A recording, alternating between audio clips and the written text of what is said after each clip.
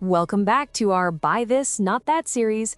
Today, you've got three of the biggest engine-building heavyweights, SETI, Ark Nova, and Terraforming Mars. We've been playing all three extensively, and honestly, they're more different than people realize. This isn't just pick the newest one. Yeah, what surprised me is they solve completely different problems. We went into this thinking they're all engine builders with cards and Tableau development, but the way they actually play, completely distinct. SETI gave us this modular puzzle-like feel where you're managing multiple independent systems. Ark Nova became this tight action efficiency game. Terraforming Mars, pure card synergy chaos. They're not interchangeable at all. Let's ground everyone first.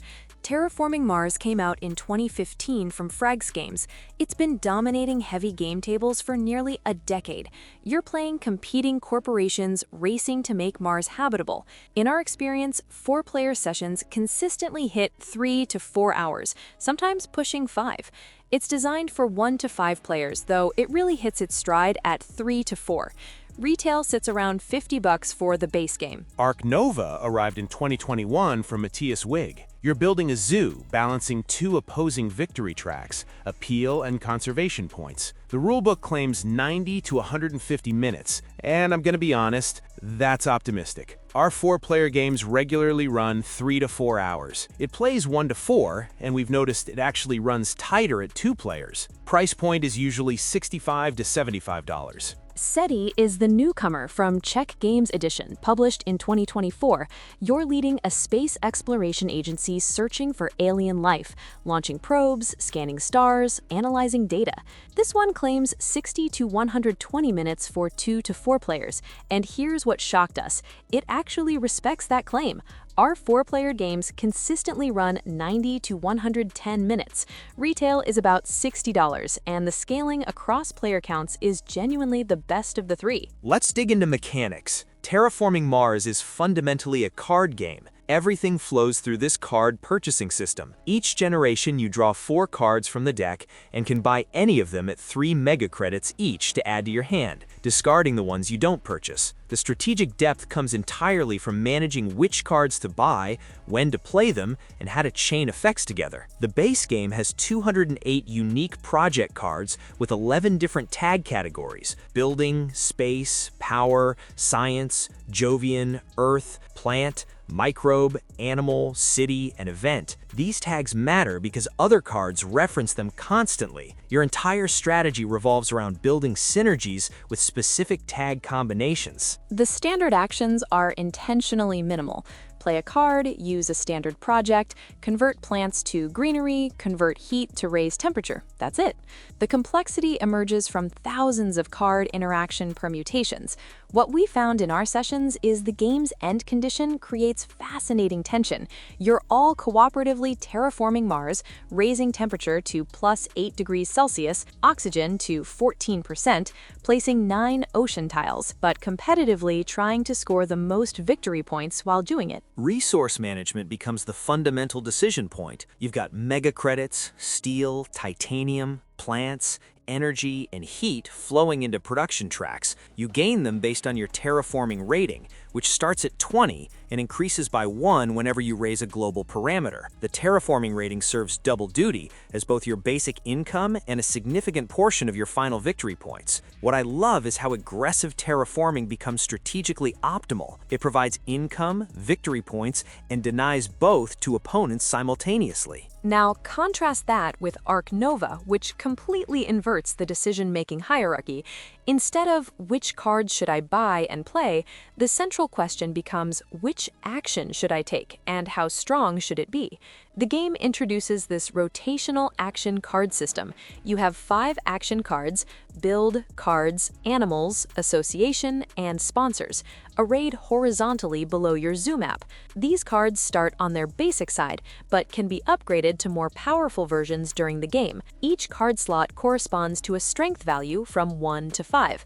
When you select an action, that card moves to slot 1, the weakest position, and all other cards shift right. This means your most powerful actions cycle through the sequence, with only one card reaching strength 5 at a time, creating strategic timing where you're constantly balancing, do I need this action now at strength 3 or wait for it to cycle to strength 5? What we discovered is there's almost no downtime because everyone's always planning ahead. You see exactly which action is coming next. You can always take a turn, the question is just which action and how strong. Plus, you can spend X tokens to boost an action's strength beyond its normal position. The action system creates much tighter, more interactive gameplay than Terraforming Mars. You're not analyzing 15 possible card plays, you're evaluating 5 actions and deciding which advances your position most efficiently. The game's end condition is genuinely unique too. Your appeal and conservation tracks progress in opposite directions from opposite ends. When those markers pass each other, the game ends after the current round completes. This creates a genuine climax moment and prevents meandering in late stages. Resource management is way simpler. You have money and reputation. That's it. Less juggling, and the game feels more elegant because of it. The break mechanic is genuinely clever too. It's this timer that triggers administrative phases, creating mini climaxes where you suddenly need to consolidate your position before everyone discards down to hand limits. We found ourselves strategically timing actions to trigger breaks at optimal moments, especially at 4 players, where break timing becomes contested. SETI takes a completely different approach. Rather than card interactions or action economy, SETI presents modular subsystems that operate simultaneously, but with just enough interconnection to matter strategically. You have core actions: launch a probe, orbit a planet, land on a planet or moon, scan nearby stars, analyze data, play a card, research a tech, and pass. The game plays over 5 rounds, and each round you're taking turns until everyone passes. The probe movement system is genuinely spatial. You're physically navigating probes through a rotating solar system board. And here's the kicker: the solar system isn't static. It rotates when the first player passes each round, based on the rotation reminder token, adding this dynamic element to board positioning. Thematically excellent because planets actually orbit, but mechanically it means your carefully planned probe path can become irrelevant when Jupiter suddenly rotates into a new sector. The scanning system is its own mini engine. You mark signals in sectors by collecting data tokens. When a sector fills, meaning you replace the last data token with a player marker, that sector completes, and you determine who won the sector based on marker majority, earning rewards and resetting for future rounds. It's an elegant majority control without direct conflict. The alien discovery system creates progressive revelation. You have 2 hidden alien species on the board. As you discover them by collecting specific colored life traces, those aliens' cards are revealed, and you get to play from that alien's deck, which are generally more powerful. The technology system is tile-based and cumulative. You research tech tiles that permanently stay in your tech slots, providing ongoing benefits. This creates your personal engine, but it's not a card engine like Terraforming Mars. What we found is this modular approach means several strategic pathways exist simultaneously. You can win focusing on orbital surveys and sector majorities, landing everywhere, collecting alien traces, aggressive scanning and data analysis, or purchasing technologies. Most winning games involved balanced attention to all systems, but the flexibility is remarkable. Player count and scalability is critical, and this is where SETI genuinely shines. Terraforming Mars at 2 players is fine, plays relatively quickly, maybe 90 minutes to 2 hours. At 3 players, it finds its rhythm, running 2.5 to 3 hours. At 4 players, you're looking at the full 3 to 5 hour experience, and the downtime becomes noticeable. In our experience, waiting times between turns in mid-game could reach 10 to 20 minutes when players are calculating card synergies. We haven't tested it at 5 players because 4-player sessions already feel long enough. The scaling issue is structural. The game doesn't fundamentally change, the wait time just accumulates. For experienced groups who move efficiently, it's better, but for mixed groups, that downtime can drag. Arc Nova scales wonderfully. At 2 players, the game is genuinely excellent. Turns are quick, minimal downtime. Our sessions run 90 minutes to 2 hours consistently. At 3 players, it extends to about 2 to 2.5 hours. At 4 players, we're looking at 2.5 to 3.5 hours, sometimes pushing 4. But here's the thing, downtime is essentially eliminated because you're always planning your next action. The action cards are literally in front of you, cycling through positions. What we found at 4 players is break timing becomes this genuine psychological game. Players actively try to time actions to trigger breaks favorably, right before opponents can execute crucial plays. That interactive element keeps everyone engaged even when it's not their turn. The game doesn't feel longer at 4 players in terms of engagement, just in actual clock time. SETI genuinely respects its playtime claims across all player counts. Our 2-player games run 60 to 75 minutes consistently. 3-player games hit about 75 to 90 minutes. 4-player games land in that 90 to 110-minute range. The 5-round structure provides natural pacing, and each round's action selection is genuinely quick. In our experience, analysis paralysis doesn't happen here. Strategic depth varies across all 3. Terraforming Mars has potentially the deepest strategic decision tree, over 200 unique cards, each with multiple interaction vectors. Turn order matters tremendously. Being first player in the right generation can win you the game by securing a specific milestone. The tag system creates card dependency chains. What we discovered through multiple plays is beginners consistently underestimate terraforming as a strategy.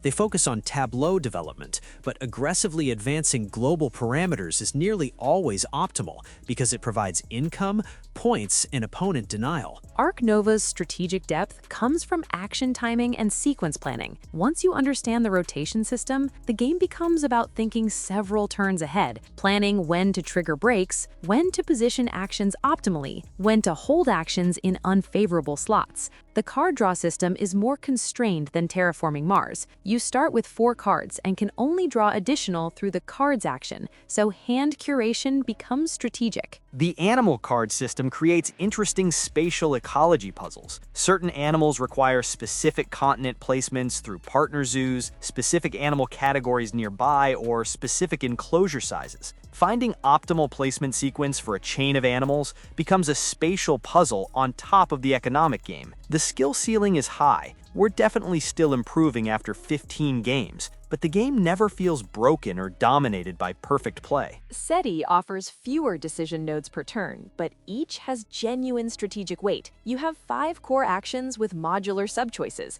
Strategic depth comes from understanding which action to advance now versus save for later. The solar system rotation creates asymmetric information and positional advantages. Knowing where planets will be next turn and planning probe movements accordingly becomes important in mid to late game. Component quality matters when committing to games this heavy. Terraforming Mars has standard card game production. Cards are functional but not exceptional. Thin enough that sleeving is advisable. Player boards are functional, the game board is clear but not gorgeous. Component quality is professional but not luxurious. Arc Nova has genuinely exceptional production. Beautiful animal artwork, detailed enclosure tiles, aesthetically pleasing player boards. The game box is efficiently organized with good insert design. Components feel durable. The cards are high-quality cardstock. This is one of the better produced games in this weight category we've encountered. SETI has professional production with a genuine mechanical highlight, the rotating board. It's a multi-layer rotating puzzle that feels premium and thematically appropriate. The planets actually orbit, and the mechanism is smooth and satisfying. Cards are clear and functional with clean sci-fi theming. Setup takes us about 8 to 12 minutes, depending on player count, which is reasonable. Theme integration varies significantly. Terraforming Mars makes mechanical concessions for gameplay, but the overall arc, early scarcity, mid-game economic boom, late-game parameter race genuinely mirrors how terraforming would progress. The tag system creates thematic coherence. Corporation asymmetry creates flavor with genuinely different economic philosophies. What we found is card play can become abstract, though. You're often not thinking about what a project actually does thematically, you're thinking about whether its tags align with your economic engine. You're playing solar wind power, not because you care about harnessing solar winds, but because you need power tags. This creates occasional thematic distance, where you're optimizing mechanics divorced from theme. Arc Nova is obsessed with thematic coherence. Every card is an animal, building, conservation project, or sponsor with real-world counterparts. The enclosure system creates genuine spatial puzzles. you're considering whether your 5-space enclosure layout actually works for the animals you want to house.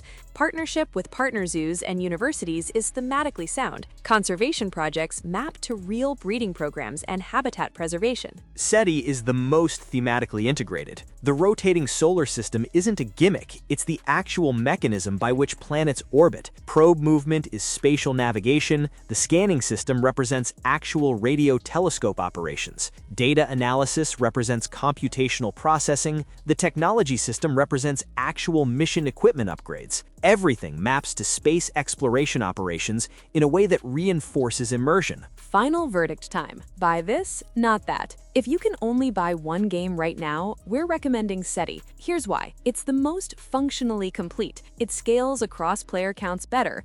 Our 2, 3, and 4-player experiences are all excellent, whereas Terraforming Mars really wants 3 to 4, and Ark Nova shines at 2 to 3. SETI respects your playtime. When it says 90 to 120 minutes, it delivers. You're not sitting down for what you think is a 2-hour game and emerging 5 hours later. It has enough replayability for sustained play, variable alien species, rotating board configurations, multiple strategic pathways, without major mechanical flaws. It's immediately accessible while still providing satisfying depth. For a singleton purchase where you don't know exactly what your gaming context will be, SETI is the least risky choice and highest ceiling for different play contexts. Now, if you already own Terraforming Mars and want to add to your collection, buy Ark Nova. They provide genuinely different experiences, where Terraforming Mars is about card synergy and economic engine building with high variance.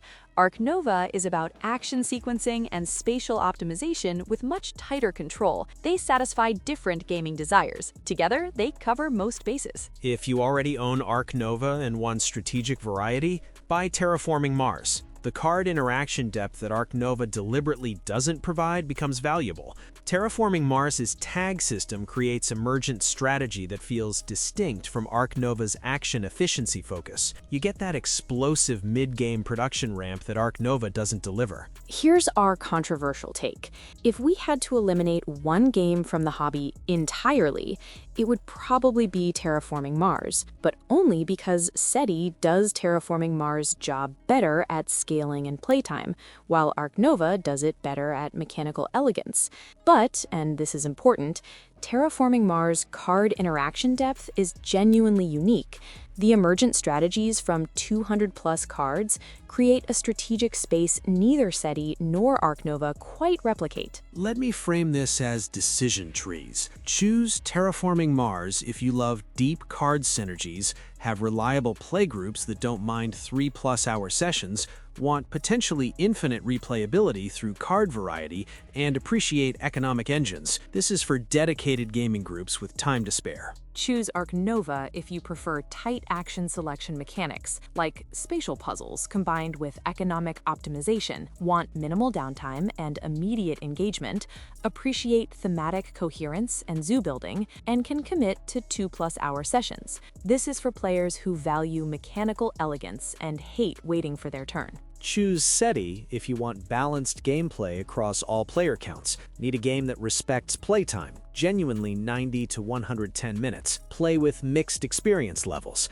Value modular strategic pathways without dominant strategies. Want excellent solo experiences and appreciate thematic integration. This is for versatile gaming contexts where you need flexibility in player count and session length. In our experience, these aren't direct substitutes.